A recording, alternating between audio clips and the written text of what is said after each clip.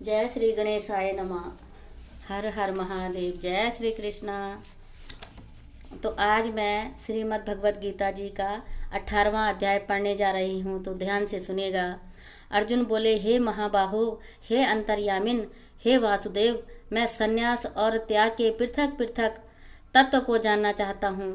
श्री भगवान बोले, कितने ही पंडित जन तो काम्य कर्मों के त्याग को ही संन्यास समझते हैं तथा दूसरे विचार कुशल पुरुष सब कर्मों के फल के त्याग को त्याग कहते हैं। कई एक विद्वान ऐसा कहते हैं कि कर्म मात्र दोष युक्त हैं, इसलिए त्यागने के योग्य हैं, और दूसरे विद्वान यह कहते हैं कि यज्ञ, दान और तप रूप कर्म त्यागने योग्य नहीं है। हे पुरुष श्रेष्ठ अर्जुन, संन्यास और त्याग, इन दोनों में से पहले त्याग के विषय में तू मेरा निश्चय सुन, क्योंकि त्याग सात्विक, राजस और तामस भेद से 3 प्रकार का कहा गया है। यज्ञ, दान और तप रूप कर्म त्याग करने के योग्य नहीं है, बल्कि वह तो अवश्य कर्तव्य है, क्योंकि यज्ञ, दान और तप ये तीनों ही कर्म बुद्धिमान पुरुषों के पवित्र करने वाला है। इसलिए हे पार्थ, इन यज्ञ, दान और तप रूप कर्मों को तथा और भी संपूर्ण कर्तव्य कर्मों को आसक्ति और फलों का त्याग करके अवश्य करना चाहिए। यह मेरा निश्चय किया हुआ उत्तम मत है।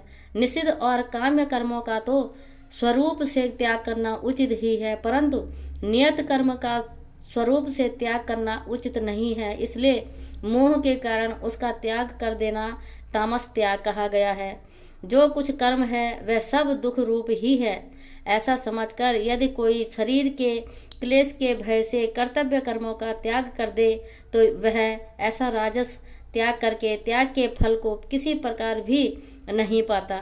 हे अर्जुन, जो शास्त्र विहित कर्म करना कर्तव्य है, इसी भाव से आसक्ति और फल का त्याग करके किया जाता है, वही सात्विक त्याग माना गया है।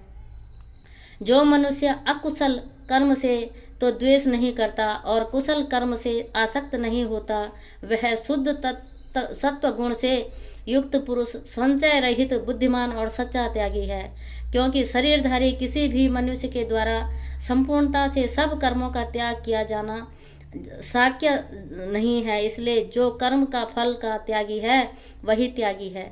यह कहा जाता है, कर्म फल का त्याग न करने वाले मनुष्यों के कर्मों का तो अच्छा, बुरा और मिला हुआ ऐसे 3 प्रकार का फल मरने के पश्चात अवश्य होता है, किंतु कर्म फल का त्याग कर देने वाले मनुष्यों के कर्मों का फल किसी काल में भी नहीं होता। हे महाबाहो, संपूर्ण कर्मों की सिद्धि के ये 5 हेतु कर्मों का अंत करने के लिए उपाय बतलाने वाले सांख्य शास्त्र में कहे गए हैं, उनको तू मुझसे भली भांति जान। इस विषय में अर्थात कर्मों की सिद्धि में अधिष्ठान और कर्ता तथा भिन्न भिन्न प्रकार के कारण एवं नाना प्रकार की अलग अलग चेष्टाएं, और वैसे ही 5वां हेतु दैव है। मनुष्य मन, वाणी और शरीर से शास्त्रानुकूल अथवा विपरीत जो कुछ भी कर्म करता है, उसके ये 5 कारण हैं। परंतु ऐसा होने पर भी जो मनुष्य अशुद्ध बुद्धि होने के कारण उस विषय में यानी कर्मों के होने में केवल शुद्ध स्वरूप आत्मा को कर्ता समझता है, वह मलिन बुद्धि वाला अज्ञानी अर्थात नहीं समझता। जिस पुरुष के अंतःकरण में मैं करता हूँ ऐसा भाव नहीं है तथा जिसकी बुद्धि सांसारिक पदार्थों में और कर्मों में लिपायमान नहीं होती, वह पुरुष इन सब लोगों को मारकर भी वास्तव में न तो मरता है और न पाप से बंधता है। ज्ञाता, ज्ञान और ज्ञेय ये 3 प्रकार की कर्म प्रेरणा है, और कर्ता, करण और क्रिया ये 3 प्रकार का कर्म संग्रह है। गुणों की संख्या करने वाले शास्त्र में ज्ञान और कर्म तथा कर्ता गुणों के भेद से 3 प्रकार के ही कहे गए हैं, उनको तू मुझसे भली भांति सुन। जिस ज्ञान से मनुष्य पृथक पृथक सब भूतों में एक अविनाशी परमात्मा भाव को विभाग रहित समभाव से स्थित देखता है, उस ज्ञान को तो तू सात्विक जान। किंतु जो ज्ञान अर्थात जिस ज्ञान के द्वारा मनुष्य संपूर्ण भूतों में भिन्न भिन्न प्रकार के नाना भावों को अलग अलग जानता है, उस ज्ञान को तू राजस जान। परंतु जो ज्ञान एक कार्य रूप शरीर में ही संपूर्ण के सदृश आसक्त है तथा जो बिना युक्ति वाला सात्विक अर्थ से रहित और तुच्छ है वह तामस कहा गया है।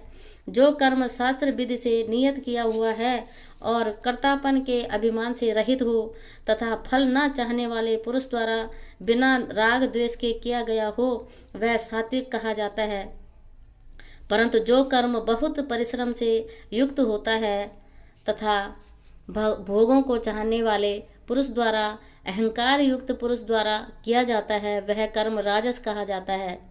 जो कर्म परिणाम हानि हिंसा और सामर्थ्य को न विचार कर केवल अज्ञान से आरंभ किया जाता है वह तामस कहा जाता है।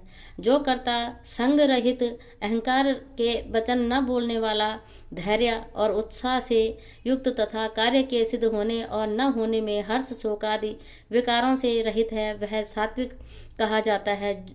जो कर्ता आसक्ति से युक्त कर्मों के फल को चाहने वाला और लोभी है वह दूसरों को कष्ट देने के स्वभाव वाला अशुद्धचारी और हर्ष शोक से लिप्त है वह राजस कहा गया है। जो कर्ता अयुक्त शिक्षा से रहित घमंडी धूर्त और दूसरों की जीविका का नाश करने वाला तथा शोक करने वाला आलसी और दीर्घ सूत्री है वह तामस कहा जाता है। हे धनंजय, अब तू बुद्धि का और धृति का भी गुणों के अनुसार 3 प्रकार का भेद मेरे द्वारा संपूर्णता से विभाग पूर्वक कहा जाने वाला सुन। हे पार्थ, जो बुद्धि प्रवृत्ति मार्ग और निर्वृत्ति मार्ग को, कर्तव्य और अकर्तव्य को, भय और अभय को तथा बंधन और मोक्ष को यथार्थ जानती है वह बुद्धि सात्विकी है। हे पार्थ, मनुष्य जिस बुद्धि के द्वारा कर्म और अधर्म को तथा कर्तव्य और अकर्तव्य को भी यथार्थ नहीं जानता वह बुद्धि राजसी है। हे अर्जुन, जो तमोगुण से घिरी हुई बुद्धि अधर्म को भी यह धर्म है ऐसा मान लेती है तथा इसी प्रकार अन्य संपूर्ण पदार्थों को भी विपरीत मान लेती है वह बुद्धि तामसी है। हे पार्थ, जिस अव्याभिचारिणी धारणा शक्ति से मनुष्य ध्यान योग के द्वारा मन प्राण और इंद्रियों की क्रिया को धारण करता है वह धृति सात्विकी है।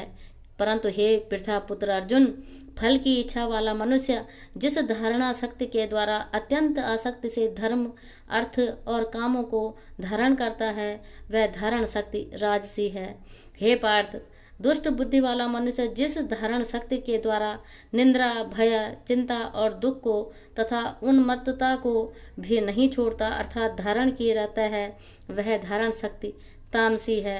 हे भरत श्रेष्ठ, अब 3 प्रकार के सुख को भी तू मुझसे सुन। जिस सुख में साधक मनुष्य भजन ध्यान और सेवादि के अभ्यास से रमण करता है वह जिससे दुखों के अंत को प्राप्त हो जाता है, जो ऐसा सुख है वह आरंभ काल में यद्यपि विषय के तुल्य प्रतीत होता है परंतु परिणाम में अमृत के तुल्य है। इसलिए वह परमात्म विषय का बुद्धि के प्रसाद से उत्पन्न होने वाला सुख सात्विक कहा गया है। जो सुख विषय और इंद्रियों के संयोग से होता है वह पहले भोग काल में अमृत के तुल्य प्रतीत होने पर भी परिणाम में विषय के तुल्य है, इसके लिए वह सुख राजस कहा गया है। जो सुख भोग काल में तथा परिणाम में भी आत्मा को मोहित करने वाला है वह निंद्रा आलस्य और परमार्थ से उत्पन्न सुख तामस कहा गया है। जय श्री कृष्णा।